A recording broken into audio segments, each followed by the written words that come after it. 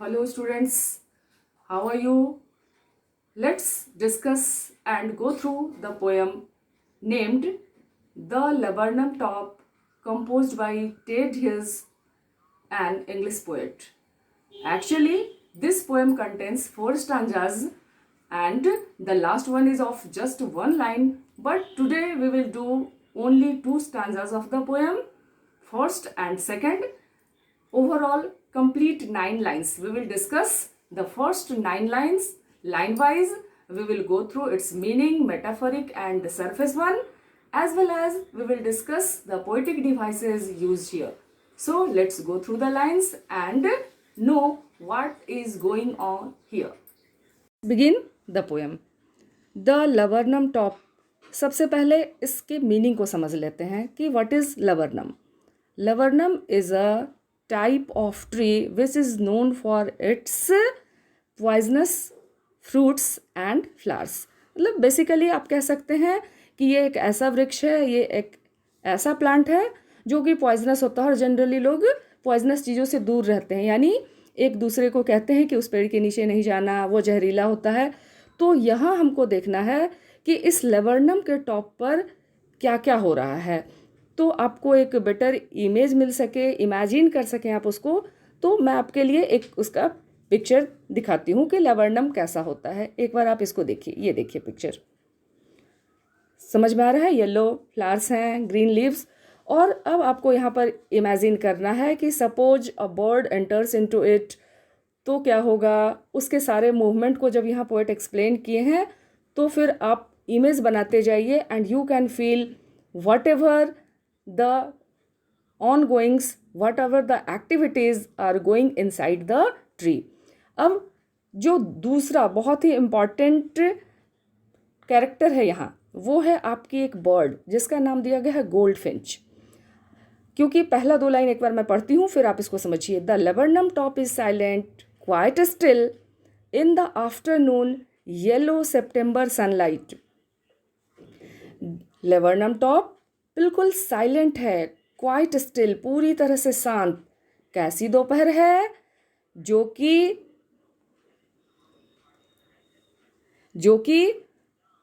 बिल्कुल autumn season को यहाँ डिनोट किया गया. सितंबर सनलाइट में पूरा येलोइश दिख रहा है. अभी मैंने जब आपको उसका इमेज दिखाया या पिक्चर दिखाया तो आपने देखा होगा कि इसके फ्लावर्स भी कैसे होते हैं, येलोइश. और ऑटम सीजन में भी, ऑटम का इन हिंदी यू कैन से कि पतझड़, तो पतझड़ में पत्तियां कैसी हो जाती है, पीली पड़ने लगती है, येलोइश होता है सब कुछ. तो यहाँ पर आप देखेंगे कि एक कलर इमेजरी भी पोएट ने क्रिएट किया है. सब तरफ येलो, ये लेबर्नम जो टॉप है वो येलो, ये सितंबर का महीना जो पतझड़ यानी पतझड़ के ऋतु के सूखे पत्तियों का जिक्र. और तीसरा अब जो यहाँ पर एंटर करेगी वो एक बर्ड है. मैं आगे बताती हूँ उस लाइन में, पहले इस 3 लाइन को ठीक से देखते हैं. The laburnum top is silent quite still in the afternoon yellow September sunlight, a few leaves yellowing, all it's seeds fallen. Means deserted, silence, no activity. The beginning of the poem you can say that there is no excitement, there is no happiness, everything is monotonous. दोपहर है, सितंबर का महीना है, पतझड़ ऋतु है, कुछ पत्तियां already पीली होके गिर गई हैं, उसके सारे जो बीज हैं वो ऑलरेडी गिर चुके हैं.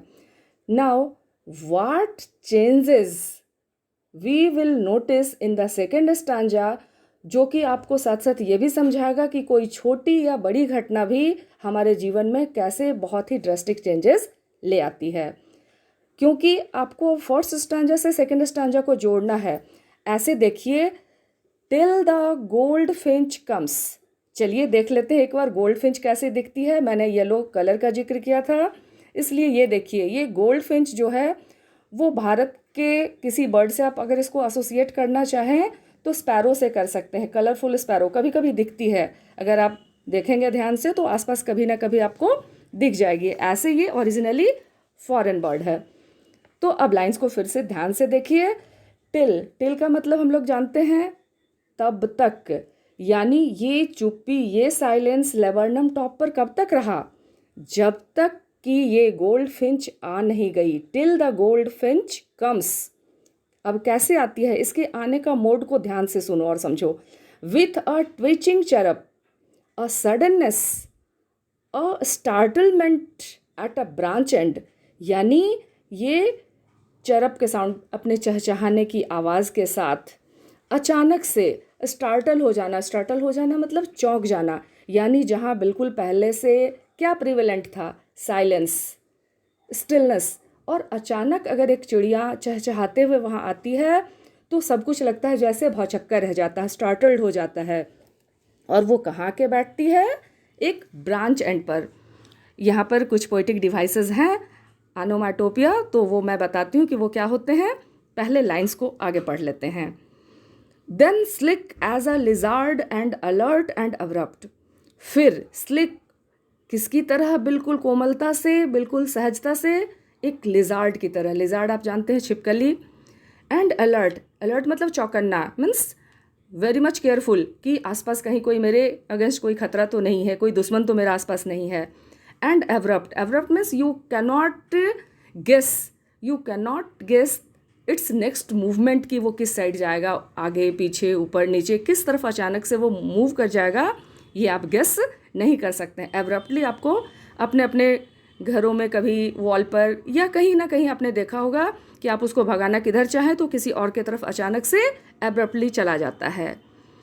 और ये जैसे ही आती है चिड़िया, सी इंटर्स द थिकनेस, वो उसके थिकनेस, थिकनेस मतलब क्या, घना, वो पत्तियों की वजह से, फूल की वजह से जो घना है वृक्ष, उसके अंदर वो एंटर कर जाती है।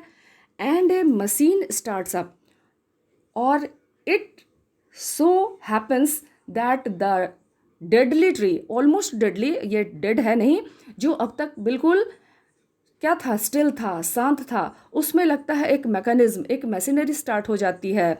किस चीज़ की, of चिटरिंग्स and A tremor of wings. यानी आप यहाँ इमेजिन कीजिए कि ये जो गोल्ड फिंच आई है वो अपने बच्चों के लिए, अंदर में बच्चे हैं, उसके चिक्स हैं, जिसको वो क्या करवाने आई है, फीड करवाने आई है या उनका टेक केयर करने आई है।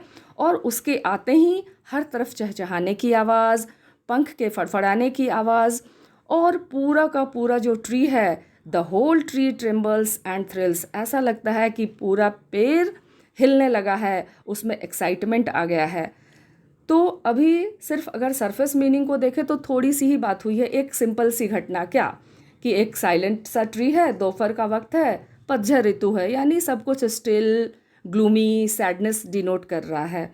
और अचानक से उसमें किसका अराइवल होता है, एक चहचहाती हुई चिड़िया का, एक गोल्ड फिंच का, जो कि आई है और एंटर कर जाती है। और उसको कंपेयर किया गया है किससे, एक लिजार्ड से। ठीक लिजार्ड की तरह ही वो बिल्कुल स्लिक, अलर्ट और एब्रप्टली एक ब्रांच से दूसरे ब्रांच की तरफ जाती है, अपने बच्चों को फीड करती है, उनके साथ एक्साइटेडली चरप्स उनका आ रहा है। और पूरा का पूरा जो ट्री है वो ऐसा लग रहा है कि लाइवली हो चुका है। जो अब तक अ प्लेस ऑफ मोनोटोनी था वो अ प्लेस ऑफ रिजॉइसमेंट हो जाता है। तो ऐसे पढ़ने से आपको सिर्फ ये लगा कि एक सिंपल सा चीज़ भी आपको क्या कर सकता है, आपको थोड़ा सा एसोसिएट करें, शायद याद आ जाए कि आप लोगों ने क्लास 10 में पढ़ा है डस्ट ऑफ स्नो। तो पोएट वहाँ कैसे थे, बिल्कुल ग्लूमी या सैड थे या मोनोटोनी में अपना टाइम वो दिन भर का आधा बिता चुके थे। और जैसे ही कहते हैं डस्ट ऑफ स्नो उनके ऊपर आया तो he felt rejuvenated, he felt relaxed and कि मेरा दिन बच गया, जो मेरा दिन र्यू होने वाला था, खराब हो रहा था, वो बच गया। तो यहाँ एक छोटी सी घटना ने, जो लवर्नम टॉप साइलेंट था, स्टिल था, उस पर इस गोल्ड फिंच ने आकर क्या कर दिया है, पूरी तरह से उस पेड़ को जागृत कर दिया है, उसको एक्टिविटीज़ से भर दिया है। अब इसके अगर मीनिंग को, क्योंकि आज हम लोग इसी यहीं तक को पढ़ने वाले हैं, इसकी मीनिंग को अगर अलग अलग चीज़ों से जोड़ना चाहें स्पिरिचुअली तो वो भी जोड़ सकते हैं। एक मदरली लव से जोड़ना चाहें कि गोल्ड फिंच का अपने बच्चों के प्रति जो केयर है उससे भी जोड़ सकते हैं। और नेचर से भी जोड़ सकते हैं कि नेचर अलग अलग समय पर अलग अलग रूप में कभी आपको उदासी का एहसास कराती है और कभी आपको खुशी भी देती है। तो जैसा कि हम लोगों ने इंट्रोडक्शन सेशन में ही डिसाइड किया था कि हम लोग इसके जो पोइटिक डिवाइसेस हैं उसको भी देखेंगे।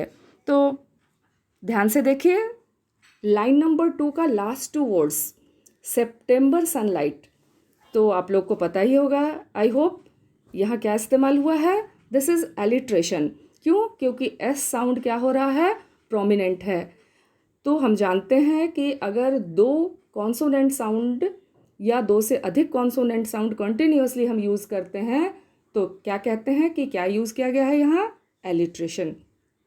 इसके अलावा अगर बात करें तो सिमिली का भी इस्तेमाल किया गया है। क्यों?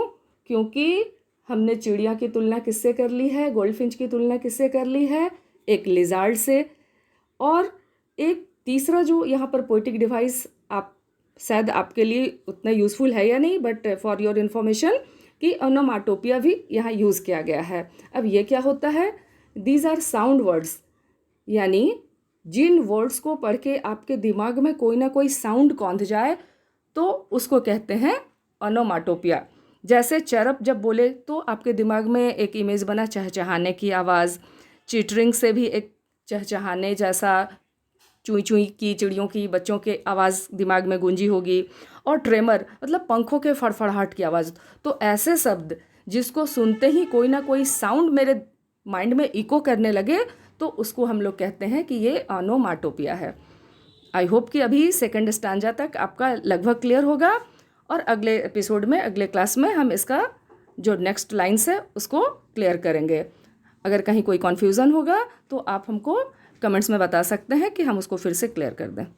Thank you.